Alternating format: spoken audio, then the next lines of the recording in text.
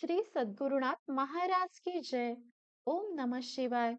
M Vishalakshi लिखित परमपूज्य कलावती आई यांचे चरित्र माझा अनुभव भाग 2. माझे गावी जाणे ठरल्यावर एके दिवशी माझ्या मूड बुद्धीनुसार मी महाराजांना आपण बळ्ळारीला माझ्याकडे याल का असा असे विचारले. तेव्हा त्यांनी आईंच्याकडे बोट करून माझ्याऐवजी हे येईल असे म्हटले.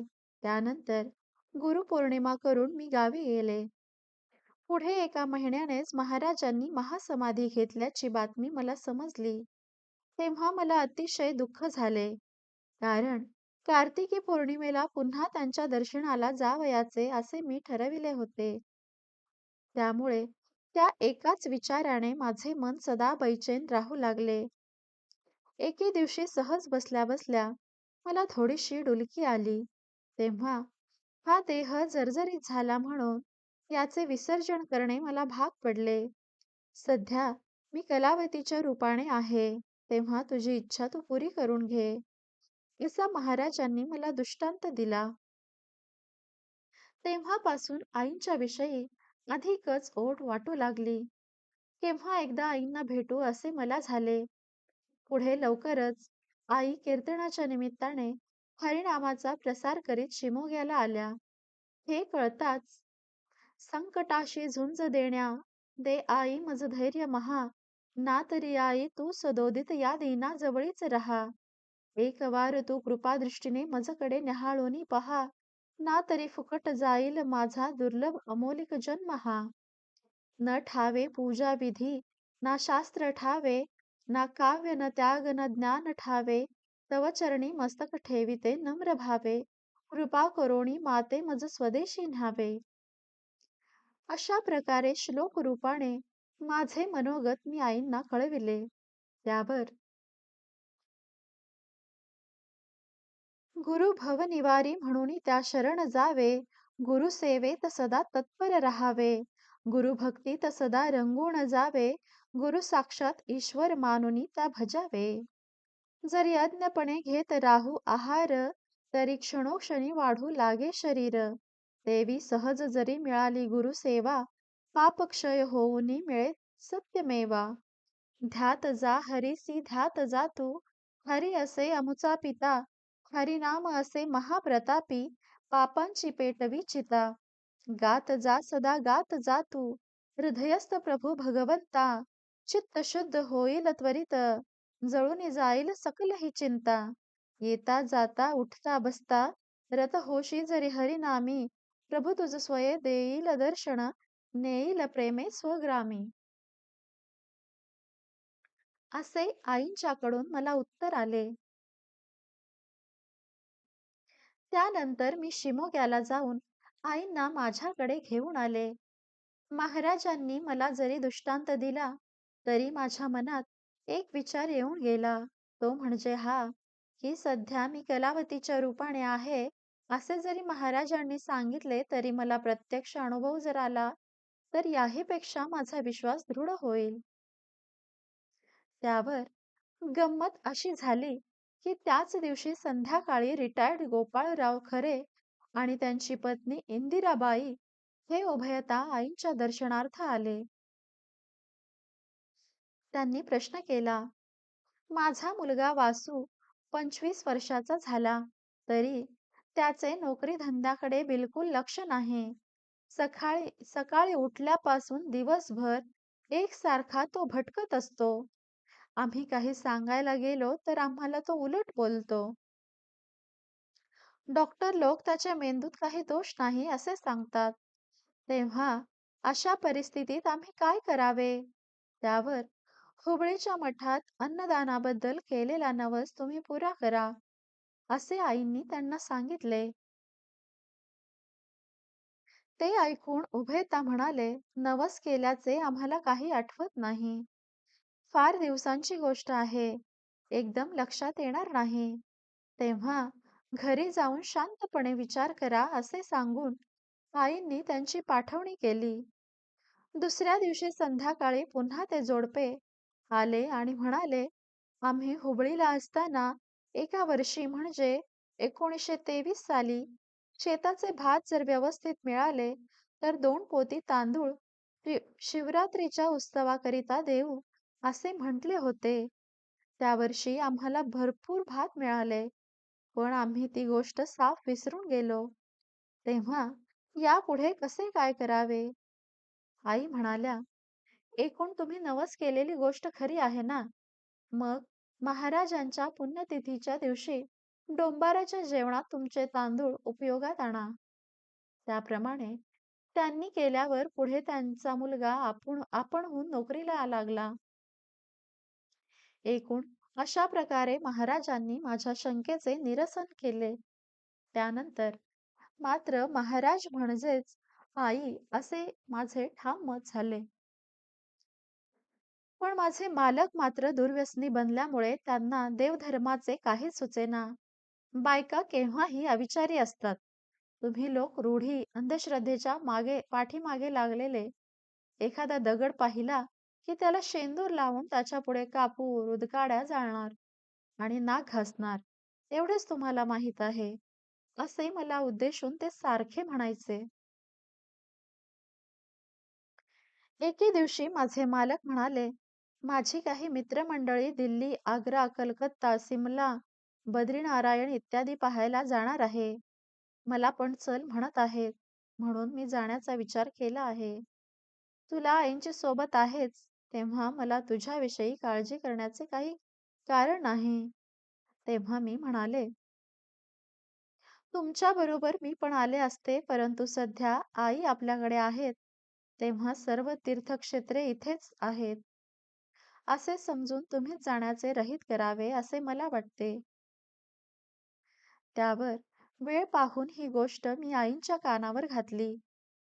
तेव्हा आई म्हणाल्या, अगं, माझे म्हणणे पण त्यांनी जाऊ नये असेच आहे. कारण सध्या त्यांचे ग्रहमान चांगले नाही.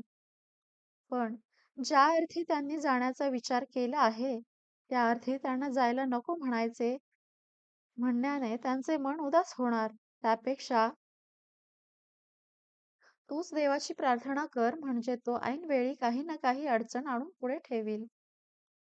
त्यावर आपसुकच त्यांचे जाणे रहित होईल. त्याप्रमाणे रात्री मी प्रार्थना केली. आश्चर्याची गोष्ट अशी घडली की दुसरे दिवशी पहाटे त्यांची कंबरच धरली. त्यामुळे त्यांना उठता येईनासे झाले. त्याबद्दल आईंच्याकडे त्यांनी औषध मागितले. तेव्हा आई म्हणाल्या, अहो, कर्मानुसार मनुष्याला रोग हे यावयाचेच. लगेच त्याचे निवारण व्हावे असे आपल्याला वाटते खरे, परंतु त्याचे ठरलेले दिवस संपल्याशिवाय आपण कितीही धडपड केली तरी आपल्याला रोगमुक्त होता येत नाही. समजा आता रामबाण औषध मिळाले आणि 5 दिवसात तुम्हाला बरे वाटले, तरी 15 दिवस जर व्यथा भोगायच्या नशिबात असल्या, तर 10 दिवसांचा भोग शिल्लक राहून तो केव्हा ना केव्हा पीडा देणार. त्यापेक्षा आत्ताच भोगून सारणे बरे नव्हे का? सध्या तुम्ही ओम नमः शिवाय म्हणत निजा. पुढे ठरल्याप्रमाणे ती सर्व मंडळी देशपर्यटनार्थ जाती झाली. देवाचे वर्णन करावे तितके थोडेच वाटते, कारण दुसऱ्या दिवसापासून माझ्या मालकांना थोडे थोडे बरे वाटू लागले. पुढे त्याच आठवड्यात त्या मंडळींची बस गंगोत्रीच्या वाटेला उलटली आणि ड्रायव्हर सहित सर्व लोक खलास झाले हे समजले. ते ऐकताच ह्यांनी एक दीर्घ श्वास सोडला.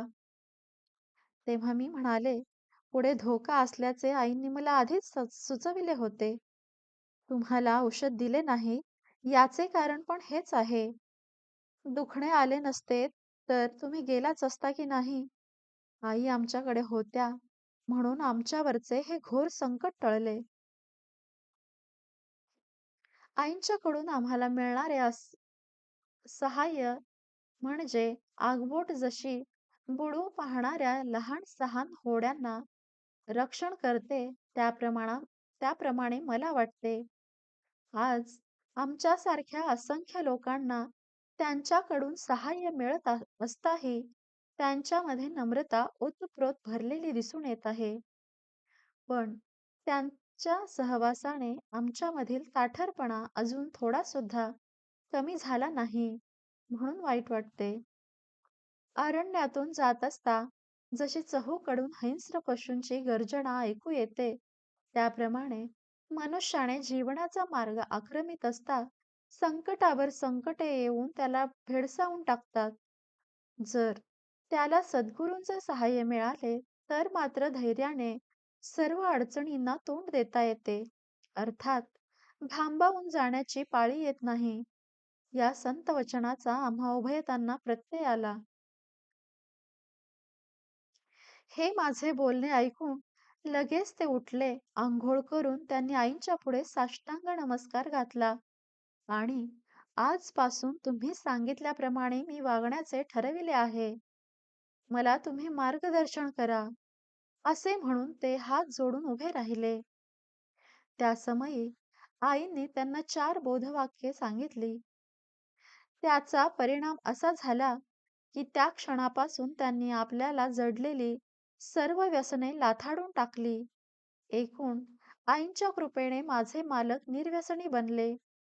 दुसरे म्हणजे माझे जवळचे लांबचे आप्त तसेच इष्टमित्रादी जे सर्व माझ्या विरुद्ध होते, ते आईंच्या कृपेने माझ्या स्वभावात बदल झाल्यामुळे त्या सर्वांना मी हवीहवीशी वाटू लागले.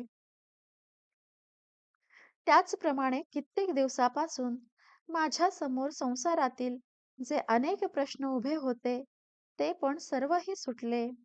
इतकेच नव्हे, तर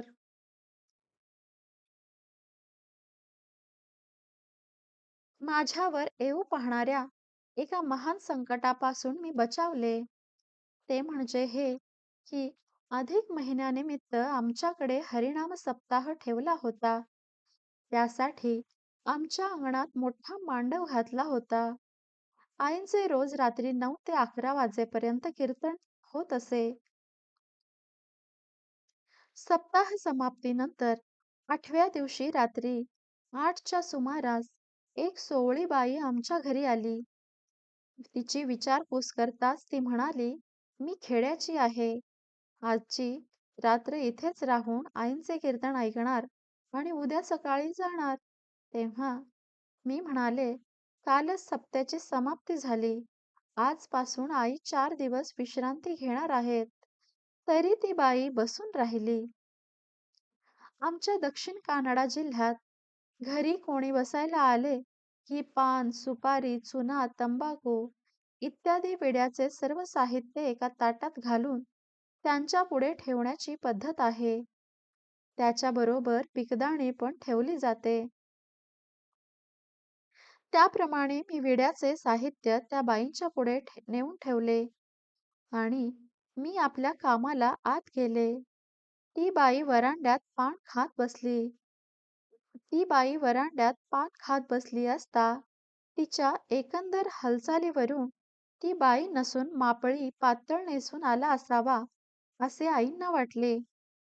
परंतु माझा भित्रा स्वभाव आणि हे पण गावात नव्हते. म्हणून आईंनी पोलिसांना गुपचूप त्याबद्दल वर्दी दिली. पोलिसांच्या चौकशीत आईंचा तर्क खराच ठरला. एकंदरीत आईंच्या दर्शनाने मला हा जो अलभ्य लाभ झाला, तो माझ्यासारख्या असंख्य भगिनींना लाभावा आणि त्यांचा संसार सुखमय व्हावा, याकरिता आईंचे अल्पसे चरित्र लिहून सर्वांना त्यांचा परिचय करून द्यावा असे मला वाटू लागले. पुढे या उद्देशाने मी उपासना आरंभिली. परंतु रात्रीच्या वेळी काजवा आपल्या प्रकाशाची घमेंड मारतो आणि सूर्योदय होताच कोठेतरी कोपऱ्यात दडून बसतो, त्याप्रमाणे माझ्या बाबतीत झाले. आईंचे चरित्र मी जेव्हा लिहावयास बसले, तेव्हा सब धरती का कागज करू करू लेखणी बनराय, सप्त समुंदर की मसी करू गुरुगुण लिखा न जाय, असे म्हणून हातातील लेखणी स्तब्ध झाली. तथापि टिटवीने आपली अंडी मिळविण्यासाठी आपल्या इवल्याशा चोचीने जसा अफाट समुद्र आटविण्याचा प्रयत्न करावा, त्याप्रमाणे मी गुरुगुण वर्णन करण्याचे धाडस केले. टिटवीची चिकाटी पाहून शेवटी देवाने तिची इच्छा जशी पुरविली, त्याप्रमाणे दयाळू परमेश्वराने 1954 मध्ये भाद्रपद शुक्ल पंचमीला माझी पण इच्छा पुरी केली. त्यानंतर मिळालेली विशेष माहिती एकत्र करून सध्याचे चरित्र प्रसिद्ध करण्यात आले आहे. या पुस्तकाचे 7 भाग पाडले असून त्यास उल्हास असे नाव दिले आहे. चरित्रलेखनाचे काम इसवी सन 1963 साली ऋषी पंचमी म्हणजे आईंच्या वाढदिवसादिवशी पूर्ण झाले. हे चरित्र सर्व बंधू भगिनींनी अवश्य आपल्या संग्रही ठेवावे. मुलींनी एकदा तरी चरित्राचे वाचन करावे अशी माझी त्यांना कळकळीची विनंती आहे. आता चरित्र लिहिण्याची ही संधी ज्याने मला दिली त्या दयाघन परमेश्वराला एकवार वंदन करून हे अनुभव कथन मी येथेच संपविते. संत चरण सेविका विशालाक्षी. श्री सद्गुरुनाथ महाराज की जय. परम पूज्य गुरुदेवता श्री कलावती माता की जय.